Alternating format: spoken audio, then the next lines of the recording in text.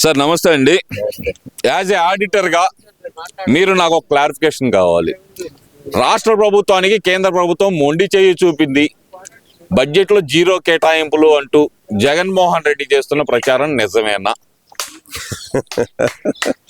ముందు నవ్వుతున్నాను. ఇప్పుడు జగన్మోహన్ రెడ్డి ప్రచారాలకి అన్ని అసంబద్ధమే, దానికి పెద్ద అనాలిసిస్ చేయక్కర్లేదు. ఎందుకు బాగానే ఇచ్చింది. గవర్నమెంట్ వచ్చిన దగ్గర నుంచి చేస్తూనే ఉన్నారు. బడ్జెట్లో కూడా ఈ రైల్వే ప్రాజెక్ట్స్, అమరావతికి, ఈ తర్వాత స్టీల్ ప్లాంట్కి అన్ని కేటాయింపులు బాగానే జరిగినాయిగా. ఎక్కడ కాంగ్రెస్ గవర్నమెంట్లో ఎప్పుడు జరగలేదు. అలాగే బీజేపీ గవర్నమెంట్ కూడా గత 5 years ఎలా ఉన్నా కూడా ఇప్పుడు బాగానే జరిగినాయి కదా, జరుగుతున్నాయి. అది రాంగ్. అలా ముఖ్యంగా చూస్తే కనుక దావోస్ వెళ్ళిన చంద్రబాబే ఉత్త చేతులతో వచ్చాడు అనుకుంటే, ఇక్కడ ఉన్న కూటమిలో ఉన్న బీజేపీ కూడా మొండి చేయి చూపించింది చంద్రబాబు నాయుడుకి అనేది వాళ్ళు చేస్తున్న ప్రచారం. మరి దాన్ని ఎలా చూడాలంటారు? అది కూడా అబద్ధమేనండి. ఎందుకు బాగానే తీసుకొచ్చారు కష్టపడి. ఇప్పుడు శ్రీధర్ చెప్పాడు, పక్క రాష్ట్రంలో మినిస్టర్ చెప్పాడు శ్రీధర్ బాబు. ఆయన చంద్రబాబు నాయుడు చాలా పెద్ద మాస్టర్ ప్లాన్తో వచ్చాడు, ఆయన తీసుకొచ్చింది అన్నీ అంత గొప్పగా చేశాడు. మేమంతా చలిలో మా చిన్న వయసులో కూడా సూట్లు వేసుకొని మేము మా వల్ల కాకపోతే మామూలుగా ఇక్కడ తిరిగినట్టుగానే మామూలు షర్ట్లు తీసుకొచ్చి అంత కాన్సన్ట్రేటివ్గా అంత కమిట్మెంట్తో ఉన్నాడు ఆయన. యాజ్ వెరీ బిగ్ ప్లాన్స్ అని చెప్పాడు. అంటే ఆయన ఎందుకు చెప్తాడు? వేరే స్టేట్ ఆయన ప్రతిపక్షము కాదు, అధికార పక్షము కాదు. అటువంటి వాళ్ళని మనం కన్సిడరేషన్లో తీసుకోవాలి. మరి ఇక్కడ చూస్తే కనుక నిన్న జగన్మోహన్ రెడ్డి మాట్లాడుతూ విశ్వసనీయత గురించి మాట్లాడుతున్నారు. 11 మంది ఎంపీలు ఉన్నారు నాకు, వాళ్ళల్లో 4 రాజీనామా చేశారు, ఇంకో 2 రాజీనామా చేసే పరిస్థితి ఉన్నా సరే ఇలాంటి వాళ్ళని, అంటే ఆయన విజయసాయి రెడ్డి రాజీనామా గురించి అడిగితే విశ్వసనీయత లేని వాళ్ళందరూ అనే మాట అంటున్నారు. నిజంగానే విశ్వసనీయత లేకే వెళ్ళిపోయాడా విజయసాయి రెడ్డి, లేదంటే జగన్మోహన్ రెడ్డి చెప్పినట్టు బెదిరించడం వల్ల జగన్మోహన్ రెడ్డిని వదిలేసి వెళ్ళాడు అనుకోవచ్చు అంటారా? విశ్వసనీయత, అవినీతి అనే పదాలు జగన్ నోటితో చెప్తే మనం వినాలనా? చెప్పండి. ఎవరిని గుండె మీద చేసుకొని చెప్పమనండి, వాళ్ళ కార్యకర్తలైనా చెప్పమనండి. ఇప్పుడు నిన్న మాట్లాడుతున్నాడు ఆయన. అసలు అది నిన్న రాజకీయ పార్టీయే కాదు, దేశంలో ఇంతవరకు ఇన్నాళ్ళ తర్వాత కూటమి ప్రభుత్వం వచ్చిన మరుసటి రోజు నుంచే గవర్నమెంట్ ఫెయిల్ అయింది అంటూ ఉన్నాడు. నువ్వు సమీక్షించుకున్నావు, నువ్వు నిన్న ఒక్కడవే స్టేజ్ మీద ఉన్నావు తప్పితే ఎవరన్నా మిగతా లీడర్స్ పక్కన ఉన్నారా? వాళ్ళు ఏదన్నా గవర్నమెంట్ గురించి ఏదైనా మాట్లాడారా? ఎందుకు ఓడిపోయావో సమీక్ష చేసావా? వాళ్ళకి ఫ్రీడమ్ ఇచ్చావా? వాళ్ళని కార్యకర్తలతో మాట్లాడారా? నువ్వు ఒక్కడవే సువార్త కుటుంబంలాగానో లేకపోతే స్వామీజీ చెప్పిన ఉపన్యాసాలలాగానో మాట్లాడావు తప్పితే చెప్తారు అక్కడ నీ వీరాభిమానులు పిచ్చమ్మాలు ఉంటారు, చప్పట్లు ఎల్లు కొడతారు. మన కనుక రియా హాస్పిటల్ చప్పట్లు కొట్టినట్టు, మన ఇక్కడ ఎయిర్పోర్ట్లో నువ్వు లండన్ పోయి వస్తుంటే చప్పట్లు కొట్టడం. కానీ ఇది political party, are you politician? చెప్పమనండి. నేను పొలిటీషియన్ కాదు, పేదల పెన్నిధిని అంటున్నాడు కదా. మరి ఎవడు కూడా చెప్పుకుంటాడు సార్. ఇప్పుడు ఆయన కేఏ పాల్ అట్లా చెబుతున్నాడు. కేఏ పాల్ ఎక్కడ సమాధానాలు చెప్తాం? మీరు అడిగే ప్రశ్నలు కేఏ పాల్ చెప్తాడు, నేనే ముఖ్యమంత్రి, నేను చెప్పగలుగుతాడు, రేపు అవుతారంటాడు. ఏం సమాధానం చెప్తాం? మా నాన్నకి చాలటల్లా వాళ్ళకి సమాధానం చెప్పడానికి.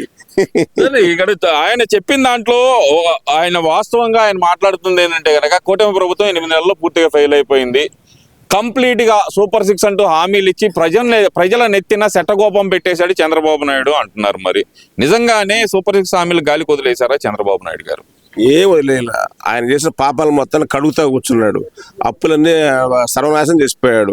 పైగా నిన్న అంటాం 30 సంవత్సరాలు అధికారులు ఉంటాడు. అసలు ఎప్పుడు ఎలక్షన్స్ వస్తాయి? సంవత్సరం కూడా కాలేదు ఎలక్షన్స్ జరిగి. ఎప్పుడు ఎలక్షన్స్ వస్తాయి? మళ్ళీ మన అధికారంలోకి వస్తాడంటాడు, దేవుడు దయ ఉంటే చాలంటాడు. అన్ని ఇల్లాజికల్లను దానికి అసలు ఒక్కడ కూడా లాజికల్ మాటలే ఉండవు అనమాట. విశ్వసనీయత లేని వాళ్ళు ఎక్కడుంటే ఏముందంటారు? ఎవరు ఆయన విశ్వసనీయత ఉందా? జగన్ మాట్లాడే మాటలు ఒక పార్స్గా అనిపిస్తాయి, ఒక్కోసారి బాధ వేస్తుంది. అసలు ఈ రాష్ట్రంలో నిజంగా చెప్తున్నాను, వైఎస్ ఫ్యామిలీ అనేది ఈ రాష్ట్రానికి ఒక శాపం అండి. టోటల్ ఫ్యామిలీ అంటే అందులో కంపారిజన్ ఉంటుంది. ఇప్పుడు రాజారెడ్డి కొన్ని పాపాలు చేశాడు, ఆ తర్వాత రాజశేఖర రెడ్డి కొంత పొలిటికల్గా కొన్ని, అతను కూడా ఈ ఫ్యాక్షనిస్ట్ మెంటల్స్ అవన్నీ ఉన్నా కూడా డెవలప్మెంట్ కొంత కొనసాగించాడు.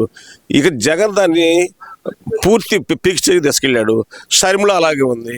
ఇవాళ కాంగ్రెస్ పార్టీ కన్స్ట్రక్టివ్గా ఉన్నట్టయితే ఈ పార్టీకే వైసీపీ క్యాడర్ మొత్తం కూడా కాంగ్రెస్కి వెళ్ళేది. వాళ్ళు ఆపుతున్నారు. కాంగ్రెస్ షర్మిలాలకు అక్కడ ఇవ్వటం మూలంగా ఆ క్యాడర్ అట్లానే ఉండిపోతుంది. లేకపోయినట్టయితే కాంగ్రెస్ కానీ కరెక్ట్ లీడర్షిప్ ఉన్నట్టయితే, ఎందుకంటే వాళ్ళ ఓట్లే కదా అవన్నీ, ఆ ఓట్లు మళ్ళీ రిటర్న్ అయిపోయి ఉండాల్సింది అంతే. అలా అనుకోవాల్సిందే తప్ప వాళ్ళు జగన్మోహన్ రెడ్డి చేసేదంతా ఫాల్స్ స్టేట్మెంట్స్ అండి. ఆయన చెప్తున్నారు, చాలా గట్టిగా చెప్తున్నారు కదా సార్, ప్రభుత్వం పూర్తిగా విఫలం అయిపోయింది, 8 నెలల్లో ప్రభుత్వం మీద పూర్తిగా ప్రజల్లో వ్యతిరేకత వచ్చేసింది అంటున్నారు కదా, ఇది వాస్తవమే అనుకోవాలి కదా మరి. ఎందుకు పోయారంటే ఉన్న ఎమ్మెల్యేలు కూడా మొత్తం ఎందుకు పోతున్నారు? విజయసాయిరెడ్డి నువ్వు చేసిన పాపాల మొత్తానికి మొత్తం దాన్ని స్టార్ట్ చేసింది, ఇనిషియేట్ చేసింది, నీ చేత తప్పులు చేసింది మొత్తం ఆయనేగా. అలాంటి విజయసాయిరెడ్డి నువ్వు ఏ1 అయితే ఆయన A2 కదా, ఆయనే బయటికి పోయాడు కదా, అన్ని అబద్ధాలు చెప్పుకుంటూ బయటికి పోయాడు కదా. ఎందుకు పోయారు వీళ్ళంతా? నువ్వు అంత విషయం లేదంటే వాళ్ళంతా ఇంతకుముందు నీకు సపోర్ట్ చేసిన వాళ్ళే కదా.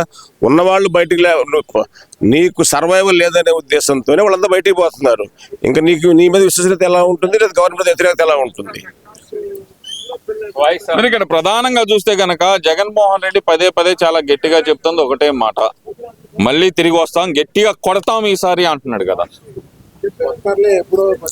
రాడండి జగన్మోహన్ రెడ్డి అనే వ్యక్తి మళ్ళీ రాజకీయాల్లో గెలవలేడు, నో ఛాన్స్. ఎందువల్ల అంటారు? ఎందువల్ల అంటే ఒకసారి ఆయన విశ్వరూపం చూశారండి. ఇప్పుడు ఆయన 2 అంటున్నాడు కదా, 1లోనే ఆయన విశ్వరూపం చూశారు. ఆయన మొట్టమొదట అన్ని హామీలు ఇచ్చి అన్ని చేస్తానన్నాడు, నమ్మారు. రాజధాని బ్రహ్మాండం కడతా అన్నాడు, పోలవరం కడతా అన్నాడు, CPS రద్దు చేస్తా అన్నాడు, మొత్తం హామీలు ఇచ్చారు. ఏదో అనుకోకుండా ఎమోషనల్గా నమ్మారు, చేశారు. ఆయన తర్వాత 5 yearsలో ఆయన చేసిన వ్యవహారానికి ప్రజలకు అంత అర్థమైపోయింది. ఇప్పుడు ఒక్కసారి ఎక్కడ మారిపోతారు నీకు? మళ్ళీ ఇప్పుడే ప్రజలు మారిపోయారు, నన్ను ముఖ్యమంత్రిగా పీఠం ఎక్కించడానికి సిద్ధంగా ఉన్నారు ప్రజలు, ఇప్పటికిప్పుడు ఎలక్షన్లు వస్తే అంటున్నాడు కదా. మరి రేపు పొద్దున్న తిరగమని తిరుగుతాను అన్నాడుగా, ఎంతమంది జనం వస్తారో ఏం చెప్తాడో చూడమనండి. రాంగ్. ఎందుకంటే అతని గురించి మనం పెద్ద అనాలిసిస్ చేసి మాట్లాడక్కర్లేదు, వేరే టాపిక్ ఏమన్నా మాట్లాడండి. ఇదే టాపిక్ అంటే ఏం లేదు సార్, వాళ్ళు చెప్పిన మాటలే కదా సార్. ఈ వేరే టాపిక్ అన్నాం. మరి రాష్ట్ర ప్రభుత్వం ఇంతవరకు ఇచ్చిన హామీల్లో ఒక్కటి కూడా నెరవేర్చలేదు అనే మాట అయితే చాలా గట్టిగా చెప్తున్నారు. నిజంగానే నెరవేర్చకుండానే వదిలేసిందా, ప్రజల్ని గాలికి వదిలేసింది అనుకోవచ్చు అంటారు కూటమి ప్రభుత్వం? ఒక్కోటి ఫండ్స్ పొజిషన్ బట్టి చేసుకుంటూ వస్తా ఉంది గవర్నమెంట్. ఇప్పుడు ఊరికే ఆవేశంగా మొట్టమొదటి స్టార్ట్ చేసి నిన్న వాట్సాప్ గవర్నెన్స్ పెట్టారు. నేను చక్కగా ఉంది వాట్సాప్ గవర్నెన్స్. నేను ఆ రోజే నేను అయ్యి ఎక్కడెక్కడో మా ప్రకాశం జిల్లాలో మా విలేజ్లో ఉన్న ల్యాండ్ని 1B అంతా చేశాను. 40 రూపీస్ పే చేస్తే మొత్తం వచ్చేసింది. అది ఎంత బాగుందో. అటువంటి డేటా చోరీ చేయడానికి అంట కదా సార్ వాట్సాప్ గవర్నెన్స్ మొదలు పెట్టింది. అంటే సాక్షి మీడియా కానీ మిగతా కొన్ని ఛానల్స్ కానీ డైరెక్ట్ గా చెప్తున్నాయి కదా, ప్రజల డేటా చోరీ చేయడానికే వాట్సాప్ గవర్నెన్స్ అని చెప్పి వాళ్ళు పెద్ద స్టేట్మెంట్ ఇచ్చారు కదా. మరి సాక్షి చెప్పే దాని గురించి ఇందాక జగన్మోహన్ రెడ్డి చెప్పేది సాక్షి గారి గురించి ఏం మాట్లాడతాం?